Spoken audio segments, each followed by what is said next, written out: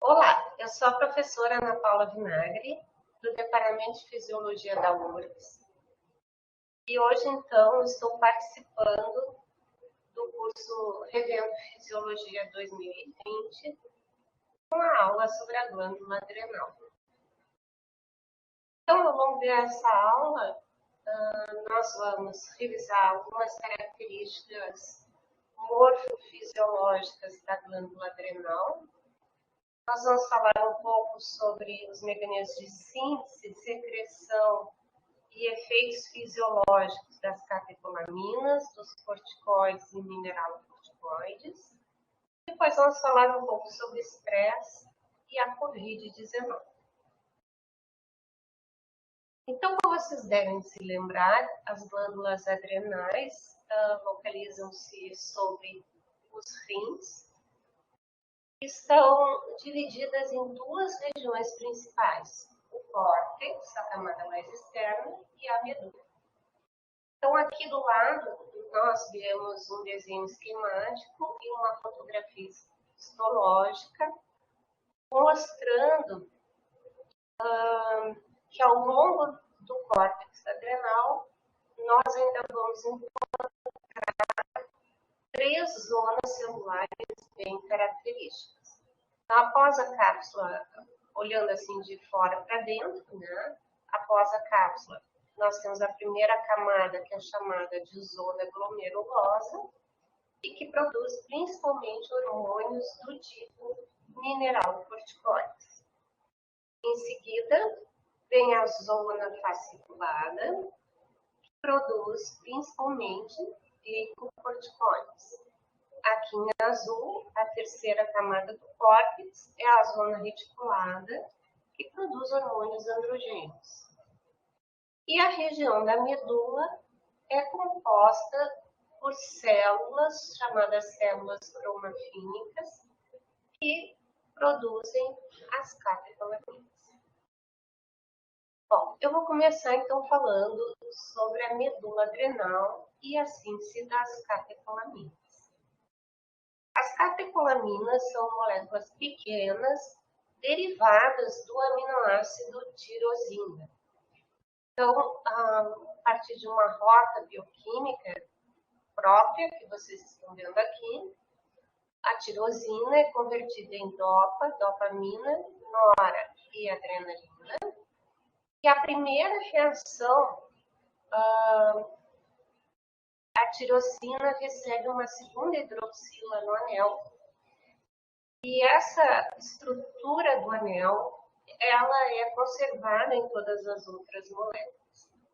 Esse tipo de anel é chamado anel catecol. Todas elas preservam o grupamento amino também. Daí o nome catecol aminas.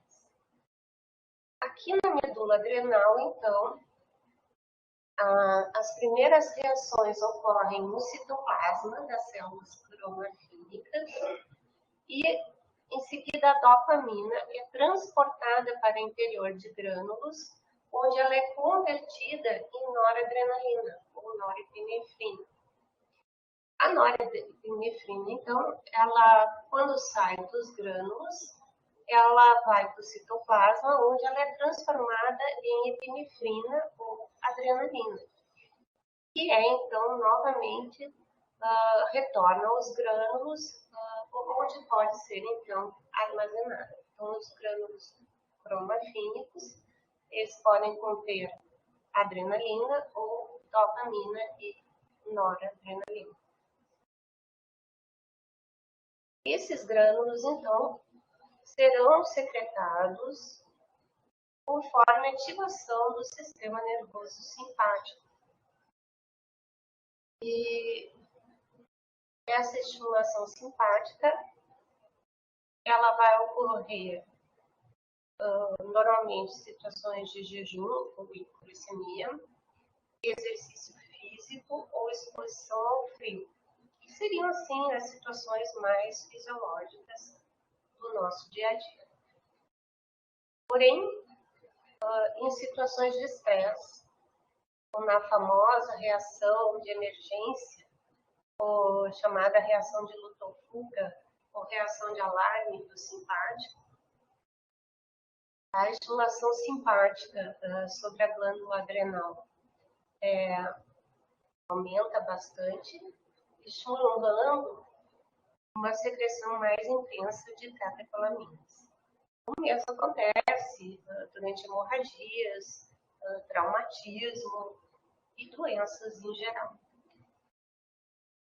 Aqui, então, nós vemos que as células cromafínicas são inervadas por neurônios pré-ganglionares simpáticos, que secretam acetilcolina como neurotransmissor.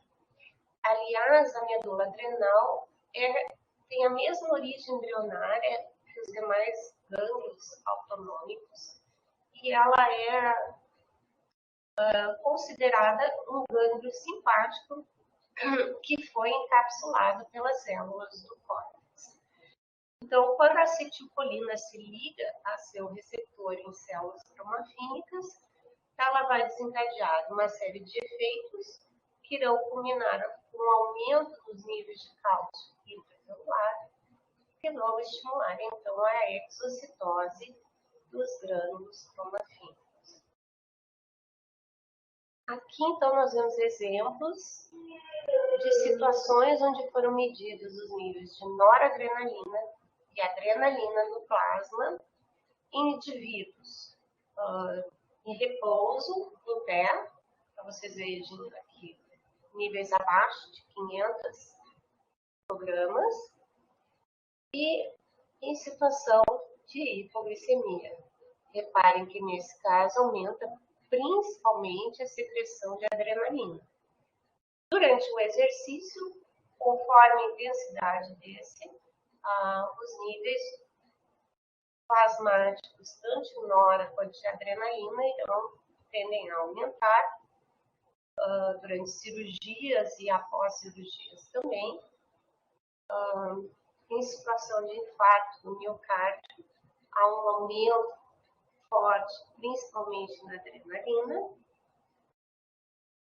E no feocromocitoma, que é uma patologia em que ocorre um tumor na própria medula adrenal, ocorre então uma superestimulação na secreção de noradrenalina e também de adrenalina, levando a uma condição de excesso de catecolaminas na corrente sanguínea. Uma vez na corrente sanguínea, então, as catecolaminas podem circular livremente ou associadas à albumina. Elas têm uma meia-vida muito rápida, de cerca de 2 minutos, enquanto que injeções de adrenalina e noradrenalina vão ter efeitos em cerca de 5 minutos. Lembrando que essas catecolaminas elas podem agir como hormônio e também como neurotransmissores, e que os efeitos, então, dependem da interação com seus receptores, que são chamados, então, de receptores alfa e beta adrenérgicos. Nesse esquema, então, podemos ver a adrenalina interagindo com os principais tipos de receptores. Quando ela liga ao receptor beta, é estimulada a enzima adenilato ciclase, que aumenta a produção de AMP cíclico, que por sua vez ativa a PKA e desencadeia, então, uma série de mecanismos intracelulares. Quando ela se liga ao receptor alfa-2, o receptor alfa-2 está associado a uma proteína G inibitória e que vai ter o efeito contrário sobre a adenilatocitase, inibindo a produção de AMP cíclico. Esses efeitos contrários das catecolaminas, conforme o tipo de receptores que elas se combinam, têm implicações fisiológicas muito importantes, que nós vamos ver daqui a pouco. As catecolaminas também podem se ligar aos receptores chamados alfa-1, que estimulam, então, uma outra enzima, a fosfolipase C, aumentando os níveis intracelulares de IP3 e de acetilglicerol, e desencadeando os mecanismos de sinalização intracelular, que resultam no aumento de cálcio intracelular e na ativação da PKC. Esses receptores, então, eles estão espalhados pelo corpo, né, e vão ter, então, seus efeitos conforme a situação fisiológica. Então, resumidamente, as catecolaminas podem ter efeitos metabólicos. No pâncreas, elas estimulam a secreção de glucagon e inibem a de insulina, apresentam efeitos metabólicos similares aos do glucagon, estimulando a glicogenólise e a gliconeogênese no fígado, estimulam também a glicogenólise no músculo esquelético e, por isso, então, apresentam o efeito hiperglicemiante. No tecido adiposo, estimulam a lipólise e a termogênese no tecido adiposo marrom e bege. No coração, os efeitos das catecolaminas dependem do tipo de receptores com qual elas interagem. Em geral, a adrenalina combina mais aos receptores beta-2 e a nora aos alfa-1. A associação aos receptores beta-2 aumenta a frequência cardíaca e a força de contração, enquanto os receptores alfa-1 promovem efeitos opostos. Nos vasos sanguíneos também são encontrados esses dois tipos de receptores e eles variam conforme a região do corpo.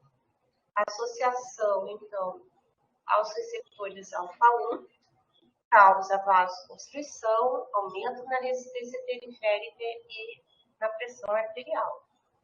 A associação aos receptores beta-2 promove vasodilatação, diminuição na resistência periférica e na pressão arterial. Aqui, então, vocês estão vendo os efeitos da adrenalina e da noradrenalina sobre a frequência cardíaca, débito cardíaco, pressão arterial e resistência periférica. Então, a adrenalina aumenta a frequência cardíaca, aumenta o débito cardíaco e tende a diminuir a resistência periférica. Já a noradrenalina diminui a frequência cardíaca e o débito cardíaco, porém, aumenta a resistência periférica e a pressão arterial. Elas também apresentam efeito nas vias aéreas, onde vão ter um importante efeito broncodilatador, principalmente a adrenalina.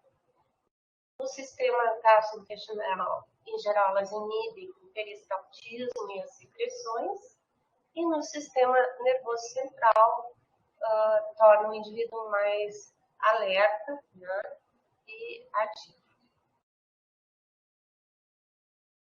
Existem, então, vários fármacos que interferem e que podem agir tanto como agonistas ou antagonistas de receptores tanto alfa quanto beta adrenérgicos, que são usados muito comumente. Mas tudo isso vocês viram com mais detalhes na farmacologia, só para a gente se lembrar. Bom, vou falar um pouquinho então sobre o córtex adrenal. O córtex adrenal, então, é o principal local de produção de hormônios esteroides, os quais podem ser divididos em 3 grupos principais. Os glicocorticoides, cujo principal a ser produzido na adrenal é o cortisol. Os mineralocorticoides, principalmente aldosterona, e os esteroides sexuais, principalmente os androgênicos. Então, aqui vocês veem que esses esteroides adrenais são moléculas sintetizadas a partir do colesterol, vocês veem aqui, possuem esse anel esteroidal característico, e na primeira reação, que é a conversão de colesterol em pregnenolona, ela é comum a síntese de todos esses hormônios e ela é estimulada pela chegada da adrenocorticotrofina, ou ACTH, que vem da adenohipófise. Então, aqui vocês veem a estrutura química da aldosterona, do cortisol, da testosterona e do estradiol. Então, em todas as zonas do córtex adrenal, a primeira reação é sempre a conversão de colesterol em pregnenolona. Depois, na zona glomerulosa, a via metabólica segue principalmente nesse sentido que vocês estão vendo aqui. E o produto principal são a corticosterona e a aldosterona, principalmente a aldosterona. Na zona fasciculada, as reações seguem principalmente essa outra via aqui, e o principal hormônio produzido é o cortisol. Enquanto na zona reticulada, são produzidos principalmente os androgênios, a D-sulfatada e a androstenediona. Então, como eu mencionei, o ACTH ele estimula a primeira reação na síntese dos esteróides, que é a formação de pregnenolona. O ACTH, então, ele vem da adenohipófise e, por sua vez, a adenohipófise é estimulada pelo CRH, hormônio liberador de corticotrofina, secretado pelo hipotálamo. Então, isso vai formar o famoso eixo hipotálamo adenohipófise adrenal, ou eixo HAA. E é importante mencionar que o próprio cortisol vai regular a produção tanto de ACTH quanto de CRH, formando mecanismos de retroalimentação de alça curta e de alça longa. Importante lembrar que tanto o CRH como o ACTH são secretados de forma pulsátil e seguem um ritmo circadiano. O ACTH em excesso ele pode causar tanto a hipertrofia quanto a hiperplasia do córtex adrenal. Então, aqui vocês veem um gráfico mostrando as variações no cortisol ao longo do dia. Então, apesar do ACTH estimular a produção de todos os esteroides, em geral, é somente o cortisol que vai fechar o sistema de retroalimentação com o hipotálamo e a adenohipófise. Como eu mencionei, há uma variação circadiana que acaba resultando no pico, no aumento importante nos níveis de cortisol no final da madrugada e início da manhã. Então, a produção desses hormônios é regulada pelo sistema de retroalimentação negativa, pelo fotoperíodo, mas também o estresse, a hipoglicemia, cirurgia, também podem interferir no funcionamento desse eixo hormonal, assim como outros hormônios neurotransmissores também podem interferir na atividade dos corticótropos, influenciando a secreção de ACTH. Bom, os esteroides, então, eles vão circular associados a proteínas transportadoras. Quando chegam nas células-alvo, eles podem, os principais efeitos dos esteroides são chamados de efeitos genômicos. Então, o que vai acontecer? O esteroide se desliga da proteína transportadora. Por ser lipossolúvel, eles entram na célula-alvo, se associam aos seus receptores e formam dímeros. Esses dímeros, então, entram no núcleo das células e se associam com os elementos responsivos no DNA.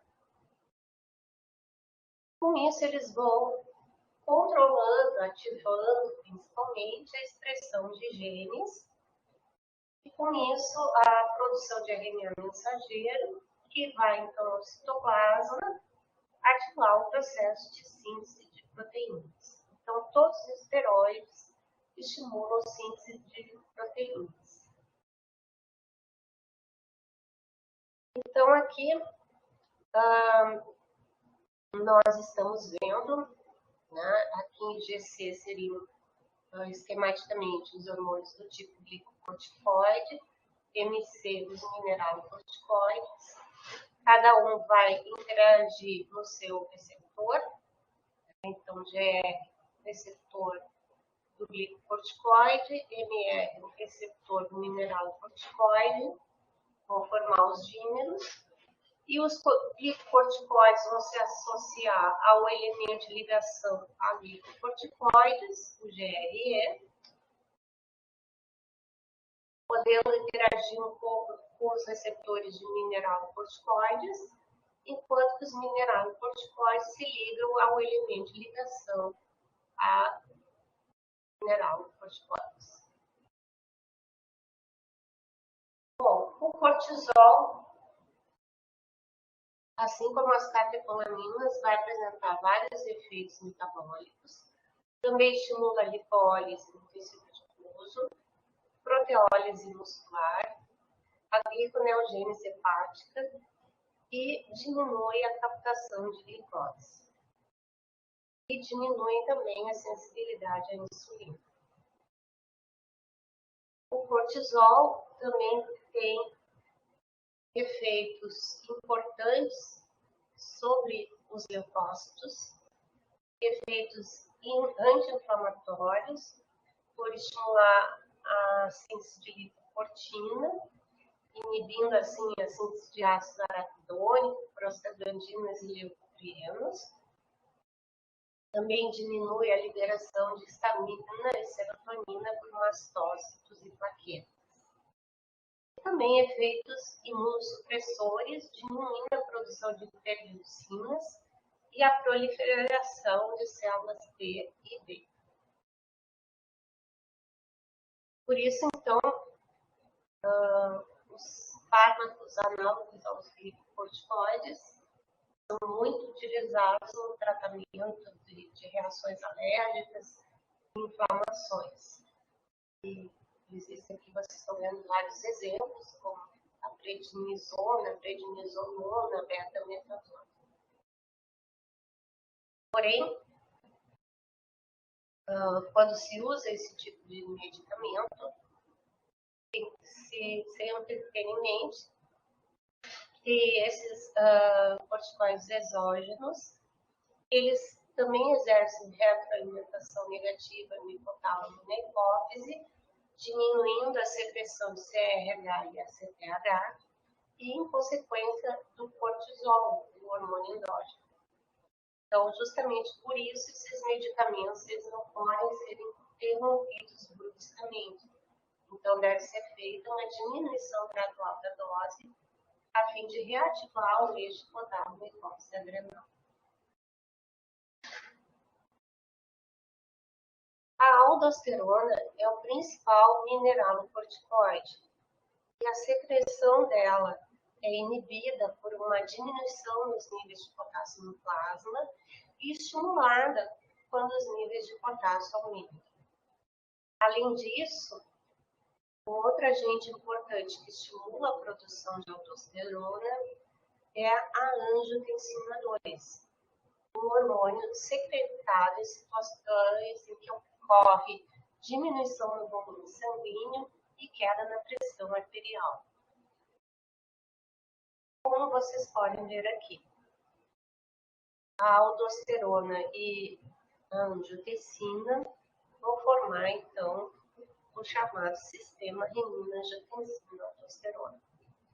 Então, sempre que houver queda na pressão arterial e na volemia, o rim secreta uma enzima chamada renina, que atua sobre uma proteína secretada pelo fígado chamada angiotensinogênina, convertendo-a em angiotensina 1. Essa angiotensina 1 ela é convertida em angiotensina 2 por uma enzima chamada enzima conversora de angiotensina, ou em inglês a sigla é ACE1, em português a sigla é ECA. Essa enzima é produzida pelos pulmões. A angiotensina 2, então, ela atua diretamente sobre os vasos sanguíneos, apresentando forte efeito vasoconstritor, e também sobre o córtex adrenal, estimulando a secreção de aldosterona. A aldosterona, então, vai apresentar efeitos sobre os rins, estimulando a retenção de água e de sal. Em conjunto, todos os efeitos fazem com que a pressão arterial aumente. Além da enzima conversora de angiotensina produzida nos pulmões, existe uma segunda forma, chamada enzima conversora de angiotensina 2. A ECA2 ou ACE2, ela irá então degradar a angiotensina 2, formando duas isoformas menores de angiotensina, a angiotensina 1,7 e 1,9, que apresentam efeitos opostos à angiotensina 2, ou seja, são agentes vasodilatadores. Fechando, então, de novo, mais um sistema de retroalimentação importante para o controle da pressão arterial.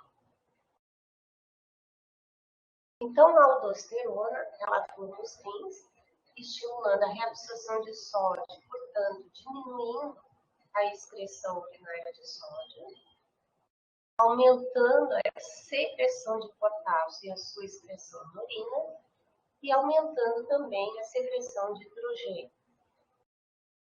Então, aqui nós estamos vendo que quando a aldosterona chega nas células tubulares renais, ela vai estimular a síntese de proteínas que vão atuar como canais de membrana, a bomba de sódio e de potássio, né? E as proteínas envolvidas, tanto que vão estar envolvidas no processo de reabsorção de sódio e de secreção de potássio. Bom, já falamos então sobre os efeitos principais das catecolaminas e dos esteroides endógenos. Como eu disse para vocês, o estresse é um fator que eu já mencionei. Ele vai estimular tanto um aumento na secreção de catecolaminas quanto de corticoides. No primeiro momento, o estresse estimula a atividade das fibras pré-ganglionares simpáticas, que vão agir na medula adrenal, aumentando a secreção das catecolaminas. Nós vamos ter, então, uma amplificação dos efeitos das catecolaminas no sangue e também como neurotransmissores agindo nos terminais simpáticos. Esses efeitos, então, vão contribuir promovendo uma hiperglicemia e hipertensão. Já se esse estresse permanece, vai ser ativada uma resposta, então, mais de longo prazo, em que vai ser ativado o eixo hipotálamo hipófise adrenal, aumentando, então, a liberação de CRH, ACTH, no primeiro momento de glicocorticoides, mas lembrando que a ACTH, em situações de estresse, ele também aumenta a secreção dos mineralocorticoides. Esse aumento dos glicocorticoides vai promover também uma supressão do sistema imunológico e também a hiperglicemia. O aumento dos mineralocorticoides promove hipertensão. Então, reparem, né, que o estresse desencadeia alterações hormonais que vão desencadear tanto a hiperglicemia quanto a hipertensão. Bom, eu pergunto para vocês, será que vocês estão estressados por causa da pandemia? Já estamos em quarentena por causa da Covid-19 há alguns meses. Né? Todo esse processo de quarentena, de preocupação com o vírus, né, tem gerado um estresse muito grande. Então, nós estamos preocupados com os nossos familiares, com problemas financeiros, com os nossos próprios problemas de saúde. Estamos passando por novas rotinas em casa, no trabalho, novas rotinas de estudo e saudades dos amigos, dos colegas e dos familiares. Então, será que esse estresse, por si só, já causa todas aquelas alterações que eu falei há pouco? E como será que fica isso frente a uma infecção pelo SARS-CoV-2? Então, quais são as relações entre o estresse e a Covid-19? Então, até o presente momento, já foram identificadas 7 espécies de coronavírus que têm hospedeiros naturais, principalmente ratos e morcegos, podem infectar outros animais como hospedeiros intermediários e também desencadear doenças em humanos. Entre eles, o descrito em 2019 foi o SARS-CoV-2. Ele possui um maior tempo de incubação, em torno de 5 dias, e desencadeia, então, uma patologia nova que foi chamada, então, de Covid-19. Aqui vocês estão vendo um esquema do vírus. Ele vai ter na sua membrana, no seu envelope, uma proteína spike, chamada proteína S, e proteínas de membrana, que seria a proteína M, né? E um RNA circular aqui no centro. É justamente essa proteína spike que vocês veem aqui no detalhe, né? Ela vai ter essa subunidade S1, que é a subunidade que vai se ligar com a proteína na membrana das células nos hospedeiros. Então, aqui vocês estão vendo, de novo, a estrutura do SARS-CoV-2, a proteína S. E então, essa proteína S, ela se liga especificamente à enzima conversora de angiotensina 2, AECA2 ou ACE2. Então, o que vai acontecer? Após essa ligação, vai ser estimulada a endocitose da membrana, contendo o vírus. Essa membrana, essas vesículas de endocitose são degradadas proteases, como a furin, no meio intracelular, e com isso são liberadas as partículas virais, que começam então a se multiplicar.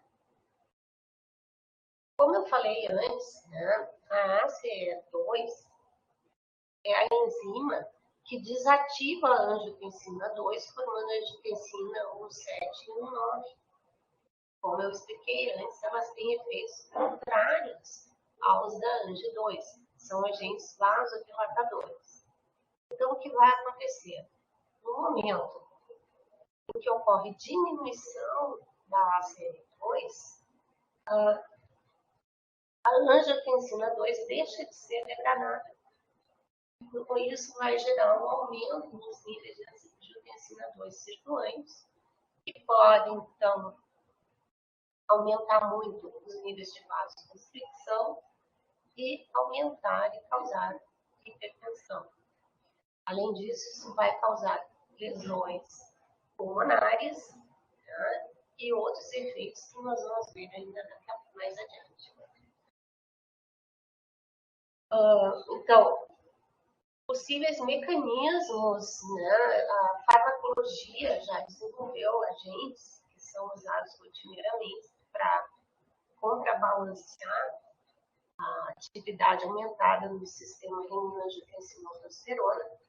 Então, estão disponíveis agentes inibidores da ECA, né, antagonistas dos receptores de angiotensina.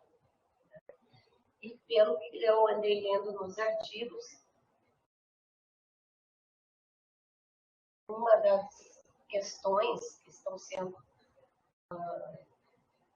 apresentadas aos médicos é: devemos usar ou não usar esses agentes antihipertensivos que interagem sobre o sistema renina-angiotensina. Pelo que eu estou vendo, a recomendação é: se o indivíduo é hipertenso, se já faça a sua terapia para hipertensão, ele deve manter essa terapia. E aí, então, durante o desenvolvimento da COVID, essa terapia tem que ser monitorada atentamente pela equipe médica responsável.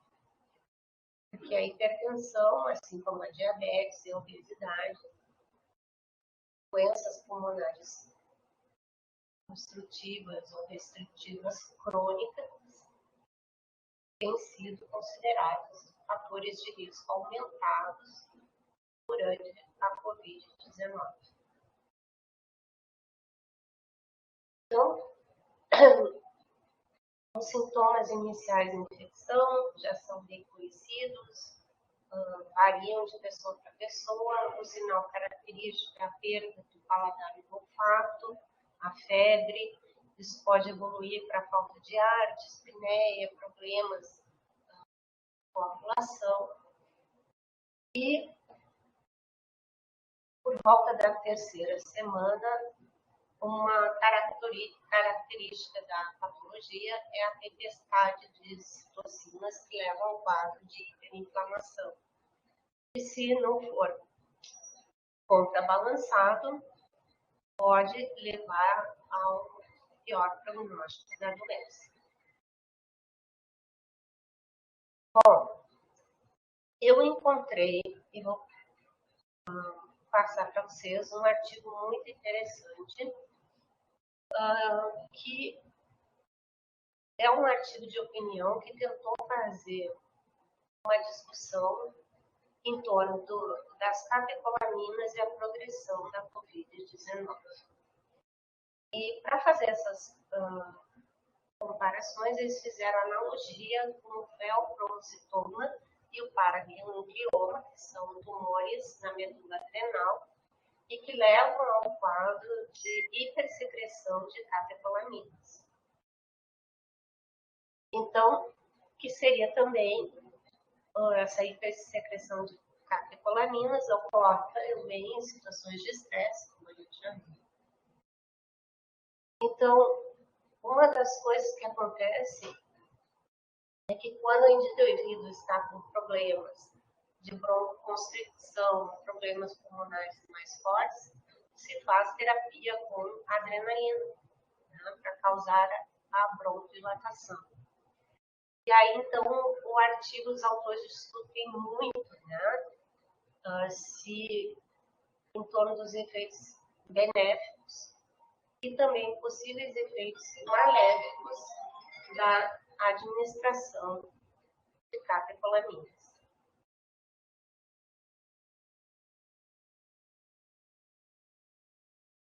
Então, esse excesso de catecolaminas, e assim como a própria presença do vírus, eles vão aumentar a liberação de citocinas inflamatórias, como a interleucina 6 e 10 e o TNF-alfa, que por sua vez vão levar a uma desregulação na resposta imune e também um aumento na coagulabilidade do plasma e a agregação plaquetária, que favorece o surgimento de trombo. Isso vai gerar um circuito de retroalimentação positiva que favorece a tempestade de citocinas, a hiperinflamação e o risco de trombose. As catecolaminas, então, como eu falei, elas possuem efeitos sobre os vasos sanguíneos que depende do tipo de receptor no qual elas se associam. De geral, a noradrenalina é que tem mais afinidade pelos receptores alfa-1 e a adrenalina pelos beta-2. Então, a associação e ativação dos receptores alfa-1 promove vasoconstricção nos vasos sanguíneos pulmonares, podendo causar uma vasoconstricção em alvéolos que estariam bem ventilados. A ativação dos receptores beta-2 pode promover uma vasodilatação para contrabalancear, principalmente o quadro de vasoconstricção hipóxica, que é uma resposta típica das artérias pulmonares à baixa pressão parcial de oxigênio. Mas essa ativação desses receptores tem alguns efeitos favoráveis, por exemplo, diminui a secreção de muco, né? E a ativação dos receptores beta promove broncodilatação. Isso favoreceria um aumento na ventilação alveolar. No coração, a ativação exagerada dos receptores beta-1 e beta-2 pode causar arritmias, taquicardia, eventualmente fibrilação atrial e favorecer o surgimento de cardiomiopatias, miocardite e doença de Takotsu. Além disso, a ativação periférica de receptores alfa-1 em artérias pode causar vasoconstricção e hipertensão. E a ativação de receptores beta-1 renais favorece a liberação de renina e, portanto, a ativação do sistema renina-angiotensina-aldosterona, promovendo aumento na angiotensina 2 e crises hipertensivas. E nós já vimos que o próprio vírus também aumenta os níveis de angiotensina 2 a partir do momento que ele reduz os níveis de ACE2. Essa resposta pode ser contrabalanceada pela ativação dos receptores beta-2. Além disso, os autores mencionam que, dependendo, se o indivíduo estiver no quadro avançado da doença com choque cardiogênico, o tratamento com catecolaminas pode ser importante para compensar esse choque e reativar o sistema cardiovascular. Além disso, um outro problema do excesso de catecolaminas é que elas vão causar disfunção nas células beta-pancreáticas reduzindo a secreção de insulina, o que favorece um quadro de hiperglicemia. Por outro lado, quando a doença está mais avançada, alguns indivíduos entram em crise hipoglicêmica. Então, nesse caso, o aumento de catecolaminas seria bom para compensar essa hipoglicemia. Então, é importante a gente lembrar que obesidade, diabetes, hipertensão e doenças pulmonares crônicas são fatores de risco para COVID. Mas as relações de causa e efeito ainda não estão bem definidas, precisam ser mais estudadas. O estresse, por si só, causa aumento nas catecolaminas e nos corticoides. E aí a questão é, estamos estressados porque estamos doentes ou vice-versa? Então, precisamos nos cuidar, porque esse estresse favorece a hipertensão, favorece a diminuição das defesas imunológicas. E tudo isso gera um ciclo de retroalimentação positiva. Então, gente, temos que pensar, temos que nos acalmar, temos que fazer alguma atividade anti-estresse, temos que cuidar da nossa alimentação, temos que encontrar os amigos, nem que sejam virtualmente, trocar ideias com eles, fazer exercício, cuidar da alimentação, tentar minimizar todo esse estresse causado pela Covid. Fiquem bem. Até a próxima aula.